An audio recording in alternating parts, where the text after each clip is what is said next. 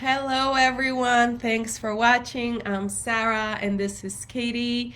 And today, as always, is Friday, and we have our weekly enlightening conversations together, is what I like to call these. I want to let you know that starting in November, the first Friday in November, we're going to switch them down just a little bit to about 11:30 because my schedule is shifting. So, that's going to be the new schedule, but still Friday mornings. I am currently looking for speakers. The way that it's going to work going forward in November is one week we'll have a speaker, and then one week I'll just give you some insights and training and information on any topics that you want. I'm creating a list of topics right now. And then the next Friday we'll have a guest speaker again, and the next Friday you'll just get me again. But still every Friday at 11 o'clock for the rest of October, and at 11:30 starting in November, we are going to be getting together here and having live conversations. Today I'm really excited because Katy gets to share with us one of her many passions, which is essential oils. Like, I know there's lots of essential oils out there and different brands and different, um, just they become very popular, okay?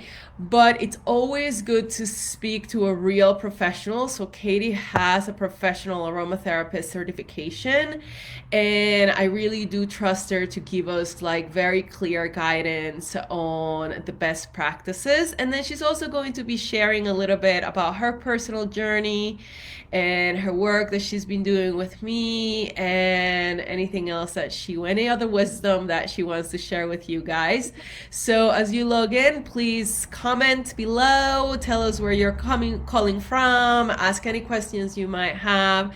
And as always, if you watch the replay, just hit hashtag replay below, and then you'll be entered to do the drawing the following week. So after the live today, I'm gonna do a drawing from last week's speaker.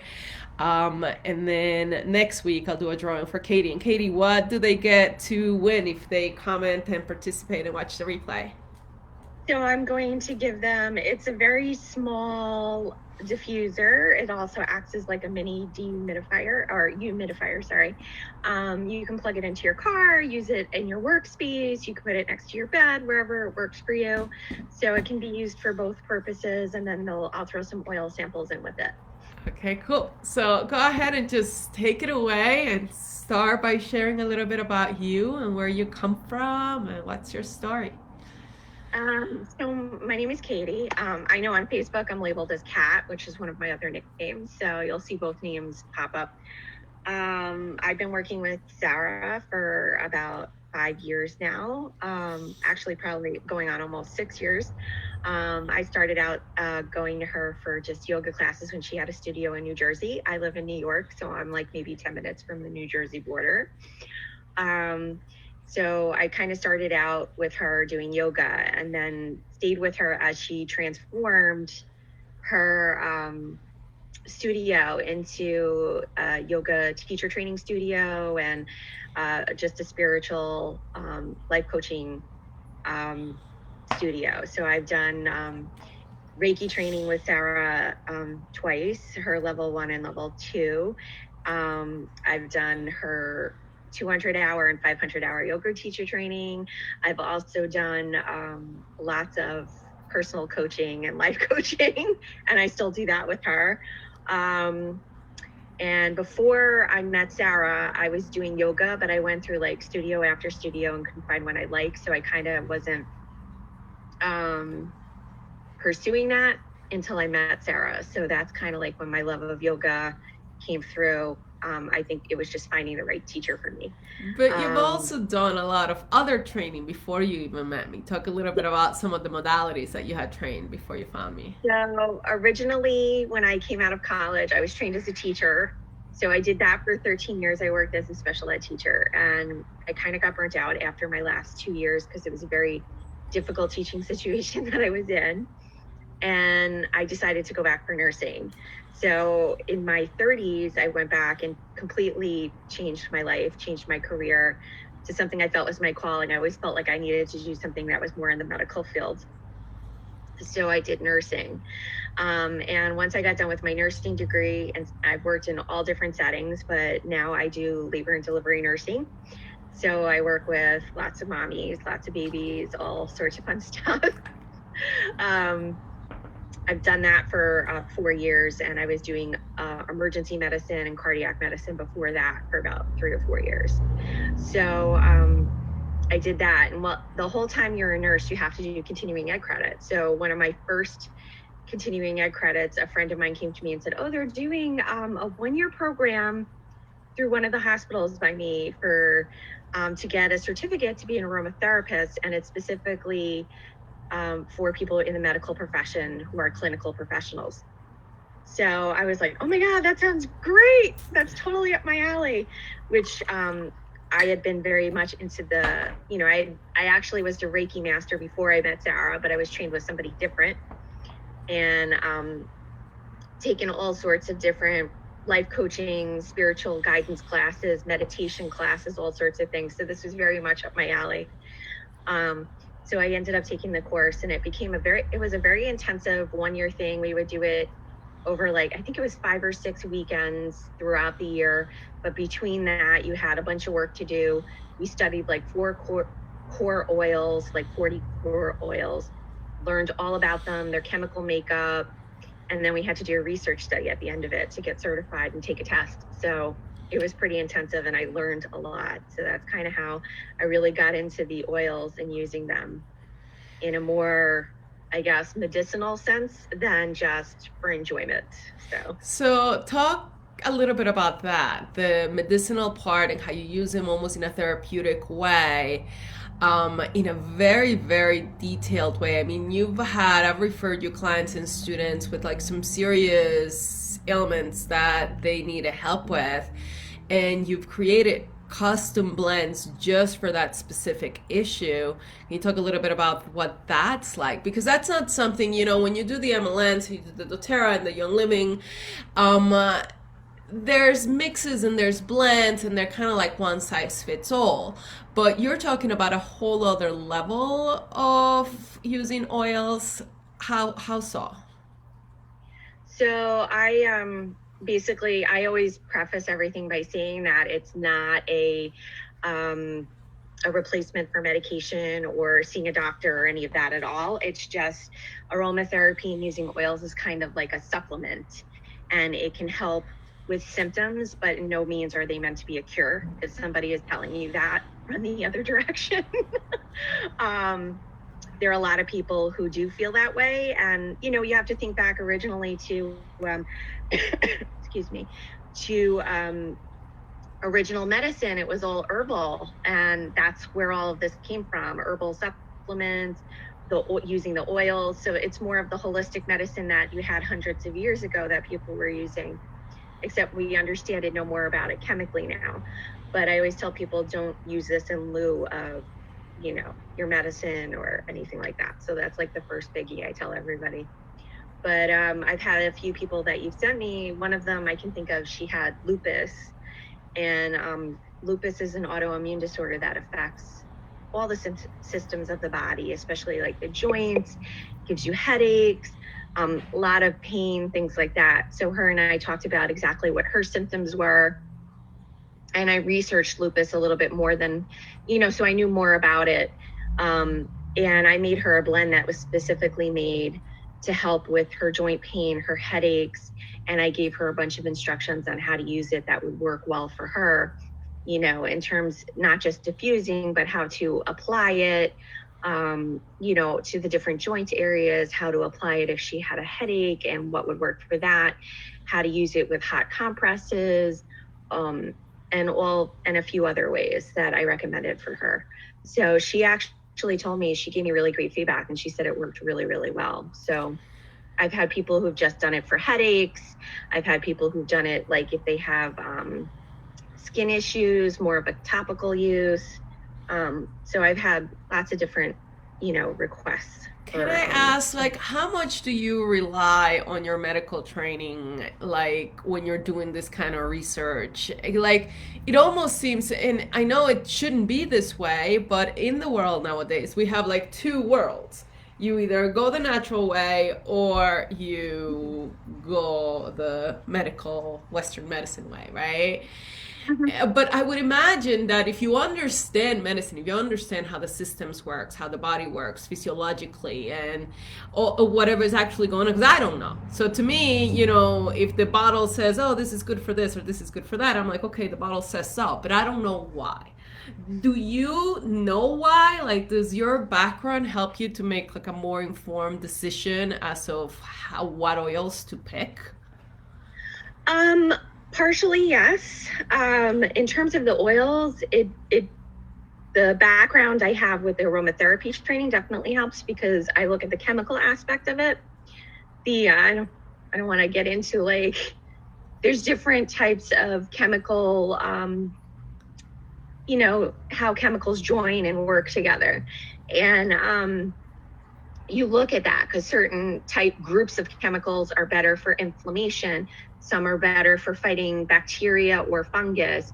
Some are better, for this purpose or that purpose. So you kind of have to have a little bit of knowledge of what those chemical families are. And each oil is a different chemical family. So if it belongs to the monoterpene family or this family, you're going to know like some of the qualities of that family that work better for certain ailments. And then in terms of the medical piece, it definitely does help because you have to kind of understand certain medications or have resources to research medications and how they affect the body, exactly what kind of ailment and symptoms the person has, and possible allergic reactions that they might have. But the big thing is when you're working with people who are kind of at the point where they want to try these things, they're usually people who have medical issues, may possibly be on medications, and you have to be able to say, oh, you really shouldn't mess with XYZ because you're on this medication. So an example of that would be, let's see, a lot of the muscle rubs and things that you buy through MLM companies have wintergreen, and wintergreen is kind of in the same family that aspirin is in. Their salicylic family. So if somebody is on a blood thinner, they shouldn't be using that. So these are things like, I think the MLMs are great. They've gotten oils out to people, but you have to be very cautious and research like what you're on and what your medical issues are before you start using some of these things, because it can be a detriment to you. Even though they're natural and they're good to use, it might not be helpful for you if you're on a blood thinner or you're on a certain medication that it can cause a contraindication with.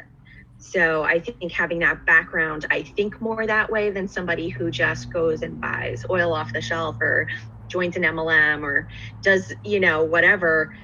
It gives me a point of reference and a thought process before I tell them to use something. Because it's potent stuff.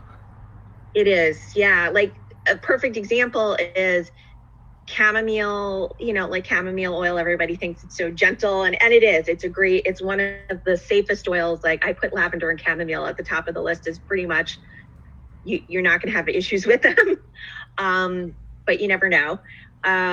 One drop of that, if you put it, is equivalent to what's in 100 tea bags. So that's an example of how powerful they can be. Yeah.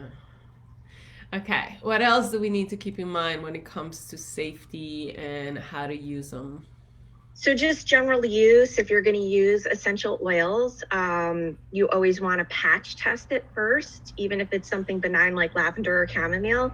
If you've never used the oil before, you always want to just take like one drop and either put it like on the inside of your thigh or the inside of your arm, and then just put like a little, kind of rub it in just a little bit, put a Band-Aid over it so you remember what spot. Leave it for 12 to 24 hours. And if you haven't had a reaction or don't start to have a reaction, then that oil is probably a safe oil for you to use. I know a lot of people will take a lot of oils. The big one is the thieves oil, which is like that antibacterial, antiviral oil that everyone always talks about. they will put it straight onto their skin, and the oils that are in that oil are very, very strong. It's got like clove oil and oregano oil and citrus oils, and those are all oils that should be diluted. So when you use things like that, you should really dilute them. Some people can tolerate them without dilution, but it's always safer to dilute most oils. There's only like the chamomile and the lavender are usually two oils that are very safe being used neat, and neat means straight onto the skin. Even like tea tree oils, I can use tea tree oil. I know it doesn't bother me, but some people may have a reaction to it if they don't dilute it. So you would dilute it with like a jojoba oil or almond oil or coconut oil, whatever kind of carrier oil that you like to use and you feel comfortable with. I got some instructions to dilute citronella oil with olive oil, and I never thought about olive oil as a carrier. You can use olive oil as a base oil or a massage oil if you like it. You can get like a one from an oil distributor that may have like less odor to it because it's been made for application instead of food purposes. Okay. But if you grabbed your olive oil and as long as it's good and it hasn't gone bad, that's fine too. Cool. What else do we need to know? Like, I don't even know what questions to ask. I'm so clueless. No, that's okay. I mean, if one thing I always tell people, like there's some oil, cinnamon oil, oregano oil, never, ever, ever use undiluted. They can literally burn your skin. If you ever start to have a reaction from an essential oil, you can take heavy cream or whole milk or even half and half if that's all you have. Soak like a gauze or a cloth in it and put it right on the site that's having the reaction. And the fat from the whole milk will soak up the oil.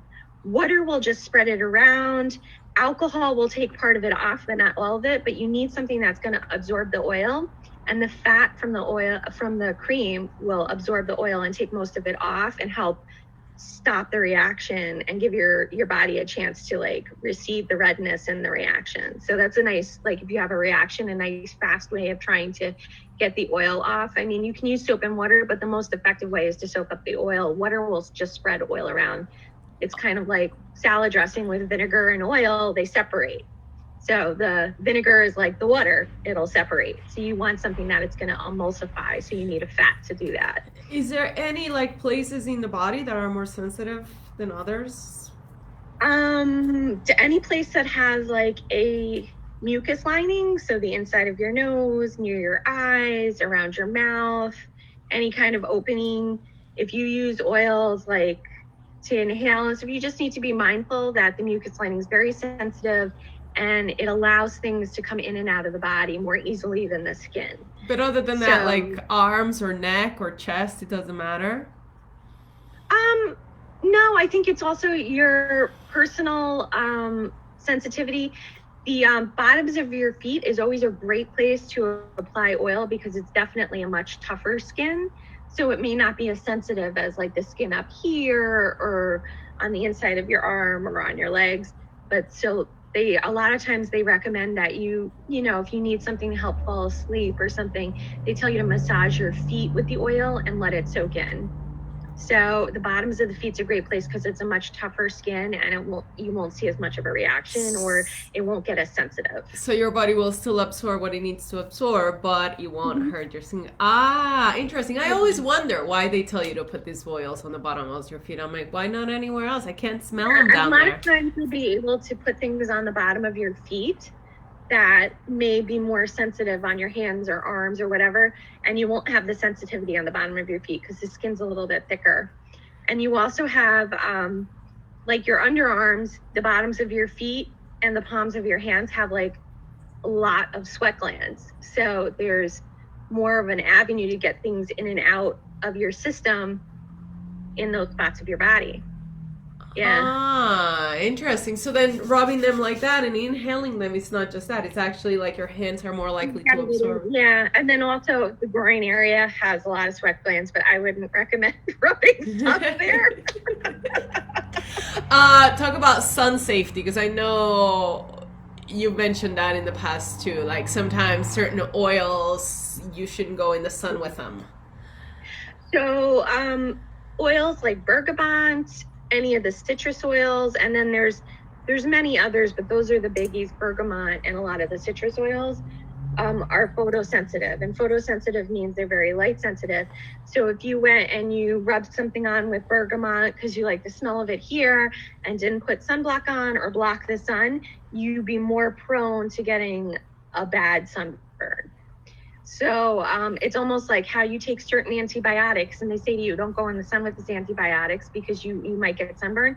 It's the same effect as when you apply the oils. So anything that usually has like that fruit acids in it, like the citrus fruit and all that, that's really going to possibly cause sunburn. So if you put those on, you want to stay out of the sun for like a day. Any do's or don'ts about diffusing oils? Um, I think diffusing, you're usually pretty good with diffusing. It depends on the type of diffuser you're using. If you're using an oil that's very thick, because if you start to play with oils, you're going to see that some are very almost watery and some are very thick, like peppermint and wintergreen. Those are thicker oils. Frankincense, they're thicker. A lot of the oils that come from things that are resins, they're thicker. How many drops should you use? It depends on the size of your diffuser. So if you have a bigger diffuser that covers like 300 or 400 feet, which the nice, the big ones that are about this big do, you could probably use 8 to 10 drops. Okay. Somebody wanted to ask if the diffuser you're offering is battery operated or power cord. It's power cord. It Okay. works off of USB. Or you can plug the USB into like the charger box for your cell phone and plug it in that way. Okay. And Kirsten Eberly is here. So hi Kirsten, hi Chrissy. So okay, so we've talked anything else on safety. I think we've covered a lot of. The only thing like with I was always taught proper storage of oils. The best place is like in a cool, dry, dimly lit place. I was always taught the refrigerator. You should refrigerate them if you're not using them. So now you have to remember certain oils like jojoba is actually really a wax. It's not really an oil. But it will harden. So if you need to use it, you're going to have to take it out ahead of time. But your actual essential oils should not do that. But the cool air, the darkness of the fridge. Also, once you open them up, you should take electrical tape and just tape around the open lid and the bottle to make a seal, because all essential oils are what we call volatile. So volatile, not meaning like they're going to explode, but volatile that they like to escape. So the scent, if you store them in your fridge, the scent will escape and get into your food. It also, you're losing oil that way. It's essentially kind of evaporating. So if you put that tape on, it seals the bottle again, and it keeps your oils actually safer and more where they should be. Cool. Tell us a little bit about how you work when you have a student or a client, especially in regards to those people who have special needs. Like give us some examples of ailments or pains or diseases that you worked with in the past that you've been able to help, or just examples in general. And what you do with them, like how do you work with them? Oh, okay. So I've helped people who have migraine headaches. I don't know, I'm sure most people have had at least one at some point. Just talk about the frequency, what they find causes it. I do a lot of interviewing. I ask a lot of medical questions. I ask about, if they're on any medications, things like that. And then I talk about their personal preferences, if there's any scents that make them not feel good. There's sometimes you'll smell something and you'll be like, ugh, it gives you a headache or it bothers you. So those are like trigger smells that we want to try and avoid. So I just do an extensive amount of discussion and interviewing to find out exactly what they need. And then after I figure out what they need, I can either recommend, sometimes I just have to recommend a single oil, or I make something specific to what they need. And You go blend over them? how, yeah. So I'll blend them and then I'll go over how they should administer it to help them, like what the best way of using it for them would be. So is it Um, like a consultation and then like how long does the process take? Do you meet with them again? How does that work? So I do the initial consultation, which is all that part, interviewing them, talking about their medical needs, talking about what they want me to help them, what symptoms they want me to help them with, all the, their medical, but it's like kind of doing like a mini medical intake almost, to get an idea of what's going on and review their medications. And then I, on my own, will do research about what they have if it's something I don't know really well. And I will try to put together a blend that hopefully smells good. Sometimes they don't always smell the best. There are some blends out there that are really helpful that sometimes are not always the best smelling. So people have to be mindful of that it may not always be like perfume, but sometimes things that don't smell wonderful, like valerian or something, which can be an amazing oil, but actually has not the most pleasant smell, can be very helpful. So I try to mix for them and then I meet with them again. Usually I can do it over the phone. I'll send them the oil or whatever, or meet up with them depending on where they're located. And I'll go over how they should use it. I'll go over oil safety, how they should do a patch test, and, if they have any questions. And then I'm always, if something comes up and you have a question, you can always email me. I try my best to get back to people within a day or two. Cool. Anything else you want to share or do? So how do they get in touch with you if anyone wants a consultation? So they can direct message me on Facebook right now. I'm in the process of working on a website. But right now they can direct message me and we can talk about a time and how much everything costs and exactly what their issues are. I suffer from migraines. I normally use peppermint oil, but recently my friend gave me a past tense from doTERRA and she found that that doesn't work as well as the peppermint. So use what works. I mean, peppermint, I've tried peppermint for migraines, and to be honest, like, I don't know if I was using it right, but I would just put it like instinctively, like around here, and then my eyes would get all watery, and it was not helpful at all. Yeah, the peppermint, you could put it like here. Some people it may bother because the nature of peppermint oil, it's very it can be sensitive. Again, that's your mucus lining. Some people can have sensitivity to it. So you might have to dilute it. But if it works for you, usually for headaches, applying around here on the temples, like I try to put it back. So it's like this area, so it's not close to the eye. You don't want to put it here. I see. Even on like the back of the neck and then down here, because you have a whole bunch of lymph nodes and glands under here, under the skin. So it can rub in, and right here as well, you have lymph nodes right here. So you can apply there. And if you apply in those areas and it worked for you, then I would use it because peppermint is a pretty benign and safe oil. Just be mindful of not to get it, in your nose or in your eyes. She says, awesome. Just came to me to ask you because a lot of the times we're talking about physical pain, but what about like emotional pain? Like, what about calming oils or energizing oils? Like, if you're depressed, what's a good go to? If you're anxious, what's a good go to? A good pick me up oil actually is peppermint. Just like rubbing it in the hands and doing like a big inhale, putting literally one drop right underneath here under your nose and smelling that. Peppermint's and actually known for its energizing properties. So that's like a very good pick-me-up oil. Calming oil is definitely, just if you want a simple oil to go to, lavender is a great oil. And in terms of like emotional stuff, you can always